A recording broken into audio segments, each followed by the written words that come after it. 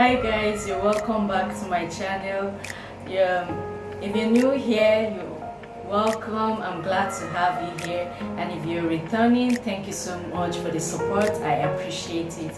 So today I'm going to be doing a story time, a simple story time. You know how the story time goes, so it's story time with me. So ago I needed to attend a wedding and I needed a dress so badly because I had looked through my clothes and I realized that I didn't have anything like really presentable to wear per se. And you know how it is when you don't have clothes to wear. It's not like there are no clothes in your wardrobe, or you just don't have what to wear. Yeah, that was my situation. So I was feeling, at the point I was in between, should I go for the wedding or should I just forfeit? Yes, because of clothes. Yeah, so at the end of the day I was like, I'll just go for the wedding. Like, I just made up my mind, I'll go for the wedding. And then I started thinking, okay, I really wanted to wear something new. I don't know, I just felt like wearing something new to the wedding, and I was like, I'll just go out a little bit if I see. And then yes, the icing on the cake is the fact that I was very broke and I wanted to wear something new to a wedding that was the following day. Yeah, so I was like, okay, I'll just look around, maybe I'll see a nice simple dress that is not very expensive and I can squeeze out some money and get it or something like that. And then at the back of my head I also had a plan B. I was like, if I'm not able to get a new dress, then I would wear a particular dress that I had in my wardrobe. I had already like put it at the back of my head. Worst case scenario, this is what I would wear.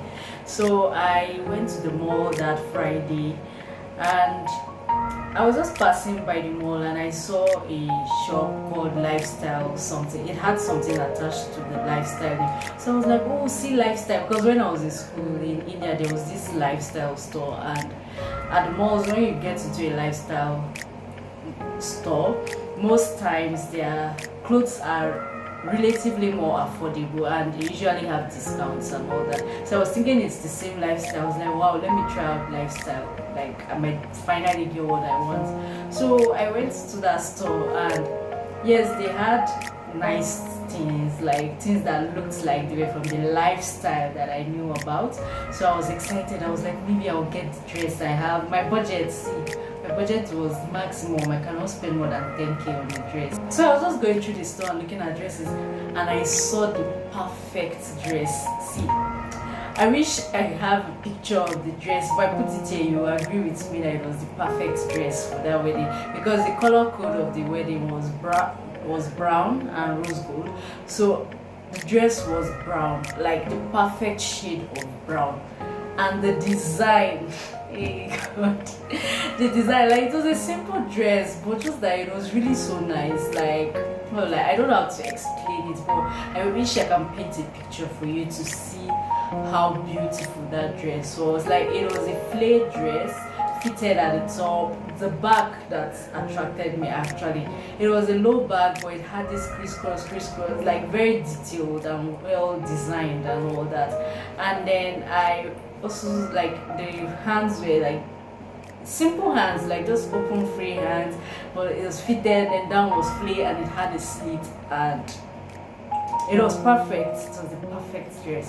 So I was like, let me go check it out. And when I was looking at it, I didn't see price. So the sales guy just walked up to me. I was like, do you want to see the dress? I was like, yes.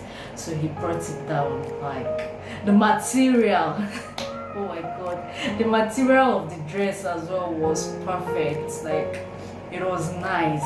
I was like, so how much is it? Guess what?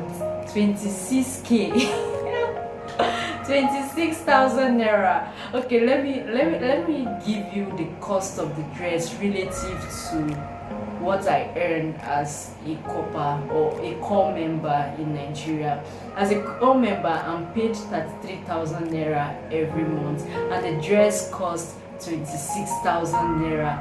That is, if I'm to use my 1 month earnings to get that dress, then the change that I would have would be like 7,000 naira. And so that's how expensive the dress was. So I was like, I really want this dress and all that, blah blah blah. I couldn't have it. Like, as much as I felt like I needed it, I couldn't have it. So just left the mall. I kept thinking about that dress. Even when I got home, I was like, oh, that dress. Like, till now, I still have a picture of that dress in my mind.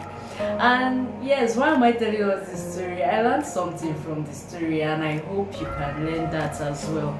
So sometimes in life, yeah, we don't get what we want, like we don't get what we feel like we need, you know, those beautiful desires that we have. For me at that point it was a dress, for you it could be something else. There's that thing that when you see it, you're like, I must just have this, I must just have this.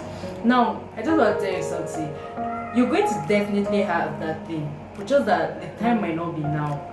And because I know that I'll get a dress like that someday. Like, I'll be able to afford such a dress one day. It might not be now, it might not be next year, even though I hope that it could be as soon as possible. But I am definitely sure that I will get there. Why am I sure?